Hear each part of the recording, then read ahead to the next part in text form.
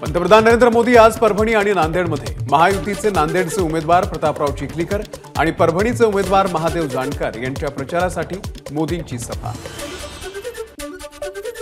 देशामध्ये लोकसभा निवडणुकीच्या पहिल्या टप्प्यातील मतदानानंतर पंतप्रधान नरेंद्र मोदी यांनी मानले मतदारांचे आभार।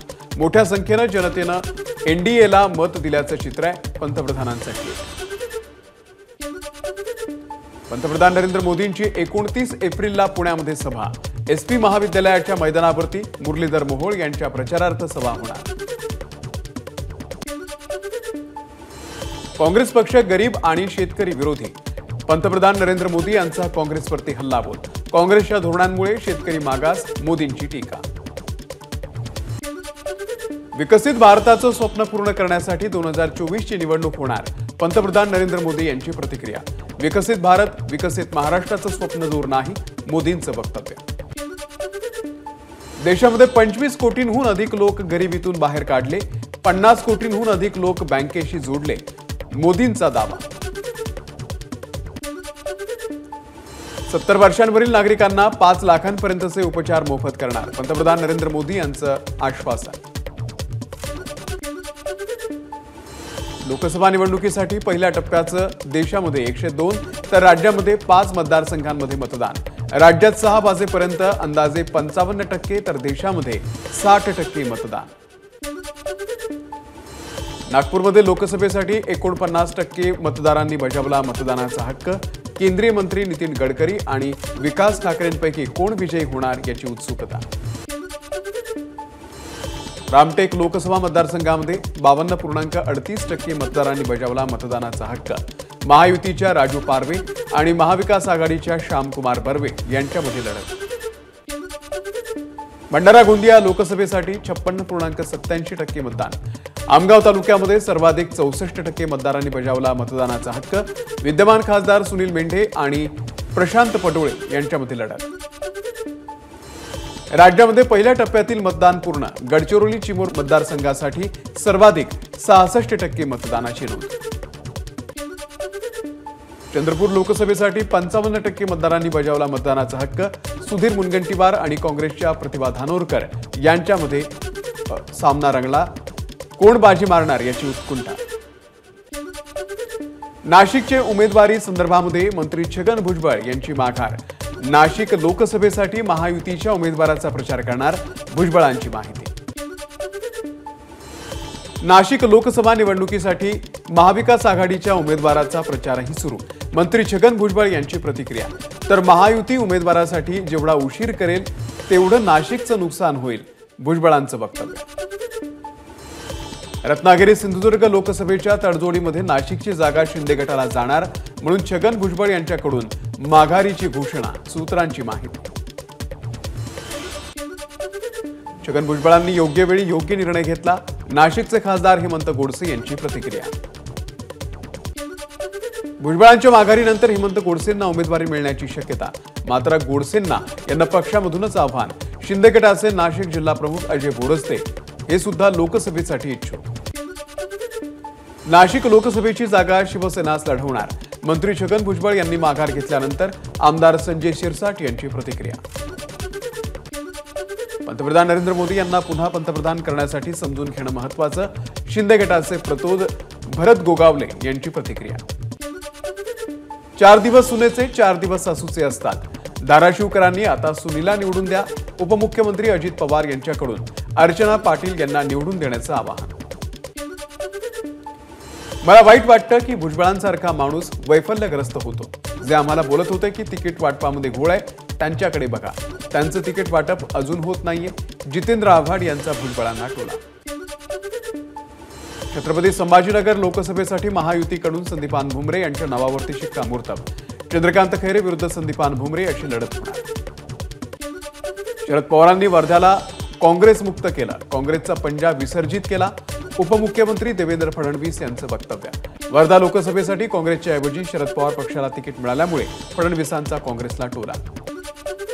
भंडाराच्या लाखांदूर तालुक्यातल्या इटान आणि चपराड येथे मतदानाच्या दरम्यान ईव्हीएम मशीन बंद। 6 वाजेपर्यंत मतदानासाठी मोठ्या रांगा। ईव्हीएम संदर्भातल्या वादग्रस्त विधानाचा खुलासा अजित पवारांना करावा लागणार. बारामती लोकसभा मतदारसंघाच्या मुख्य निवडणूक अधिकारी कविता द्विवेदी यांनी बजावली नोटीस. चौकशी करणं निवडणूक आयोगाचा अधिकार. कित्येक उमेदवार जाहीरनाम्यामध्ये वेगवेगळी आश्वासनं देत असतात. मतदारसंघाचा, राज्याचा आणि देशाचा विकास करण्यासाठी आम्हाला निवडून द्या, अजित पवार यांचं वक्तव्य. ईव्हीएम संदर्भामध्ये इंदापूरमध्ये बोललो म्हणून ग्रामीण भाषा वापरली. तेच पुण्यात असतो तर तिथे अशी भाषा चालत नाही. जी भाषा चालते तीच बोलावी लागते, अजित पवार यांचं वक्तव्य. अजित पवारांना भाजपनं लोकल नेता करून टाकलंय. आमदार रोहित पवार यांची अजित पवारांवरती टीका. पुण्यामध्ये युवा मन की बात कार्यक्रमामध्ये आशिष शेलार उपस्थित. सुप्रिया सुळे यांचा पराभव नक्की होणार, शेलार यांचा दावा. शरद पवार पक्षाकडून अजित पवार, मंगेश चव्हाण आणि चंद्रकांत पाटलांच्या विरोधात तक्रार दाखल. आचारसंहितेचं सातत्यानं भंग केल्या प्रकरणामध्ये तक्रार दाखल. सुप्रिया सुळेनंतर आज सुनेत्रा पवारांच्याही प्रचाराचा शुभारंभ कण्हेरीच्या मारुती मंदिरातून होणार.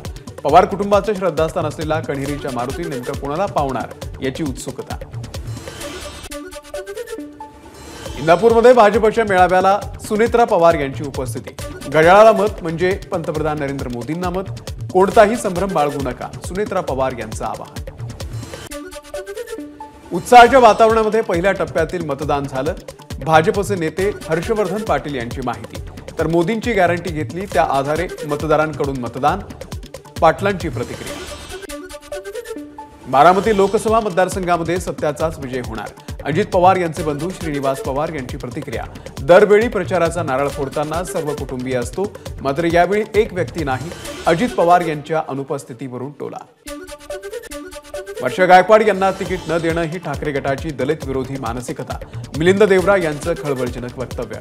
ठाकरे गटानं दलित नेतृत्वाला कमी प्रमाणात जागा दिल्या, देवरा यांचा आरोप. देवरा यांना कोण माहिती देतं माहित नाही, पण ही माहिती चुकीची आहे. देवरा यांचा काँग्रेसशी संबंध नाही, त्यांनी आपल्या पक्षाचं बघावं. काँग्रेसला पुढे नेण्यासाठी आम्ही सक्षम आहोत. वर्षा गायकवाड यांचं देवरांना चोख प्रत्युत्तर. मिलिंद देवरांच्या विरोधात अॅट्रॉसिटीचा गुन्हा दाखल व्हायला हवा. अशा पद्धतीनं जातीपातीचं राजकारण करणं योग्य नाही. खासदार अशी भाषा वापरत असेल तर जनता नक्कीच याची दखल घेईल, किशोरी पेडणेकरांचं वक्तव्य. नटीला नटी नाही म्हणायचं तर काय म्हणायचं. खासदार संजय राऊत यांच्याकडून नवनीत राणांसंदर्भात केलेल्या विधानाचा पुनरुच्चार. संजय राऊत आणि जयंत पाटील यांच्यामधील संवाद कॅमेऱ्यामध्ये कैद. महिलांवरती गलिच्छ भाषेमध्ये आरोप करणारे हिरो बनण्याच्या प्रयत्नात. नवनीत राणांवरती केलेल्या टीकेवरून नीलम गोऱ्हे यांचा संजय राऊतांवरती हल्ला. दहिसरमध्ये संजय राऊत यांच्या विरोधात भाजप महिला आघाडीचं जोडे मारो आंदोलन. संजय राऊतांनी महिलांसंदर्भात केलेल्या वादग्रस्त वक्तव्याचा केला निषेध. महाविकास आघाडीचे उमेदवार निलेश लंके यांच्या स्वाभिमान जनसंवाद यात्रेचा समारोप. शरद पवार, आदित्य ठाकरे, बाळासाहेब थोरात यांच्या उपस्थितीमध्ये समारोप सभा संपन्न. उद्धव ठाकरेंनी मुख्यमंत्री असताना शेतकऱ्यांची कर्जमुक्ती केली. आदित्य ठाकरेंची माहिती. अत्याचार आणि लाठीचार्ज करणाऱ्या सरकारला मतदान करणार का? आदित्य ठाकरेंचा मतदारांना सवाल. सुजय विखे बोलले की त्यांची चर्चा सुरू होते, त्यामुळे त्यांच्यावरचं लक्ष हटवण्यासाठी राधाकृष्ण विखे पाटील माझ्यावरती आणि शरद पवारांवरती टीका करतात. नगरमधील सभेमध्ये बाळासाहेब थोरात यांचा आरोप. विखेंना आत्मविश्वास राहिला नाही. निलेश लंके यांची भीती वाटली म्हणून त्यांनी एका उद्योजकाला माझ्याकडे पाठवलं होतं. कोणताही उमेदवार द्या, पण लंकेंना उमेदवारी देऊ नका अशी विनंती त्यांनी केल्याची शरद पवारांची माहिती. शरद पवारांसंदर्भात गैरसमज पसरवण्याचा प्रयत्न विरोधी पक्षाकडून होतोय, मात्र पवार हे तेल लावलेले पैलवान कुणाच्याही हाताला लागले नाहीत. जयंत पाटील यांचं वक्तव्य. भाजपमध्ये कुणाला घ्यायचा आणि कुणाला नाही याचा अधिकार रक्षा खडसेंना नाही, तो निर्णय वरिष्ठ नेते घेतात. मी शरदचंद्र पवार पक्षामधूनच काम करत राहणार. रोहिणी खडसे यांच्याकडून पुन्हा एकदा स्पष्टीकरण. 30 वर्षाचं वैर विसरून मोहिते पाटील आणि जानकर एकत्र. मोहिते पाटलांना खासदारकी तर उत्तम जानकर माळशिरसचे आमदार असतील.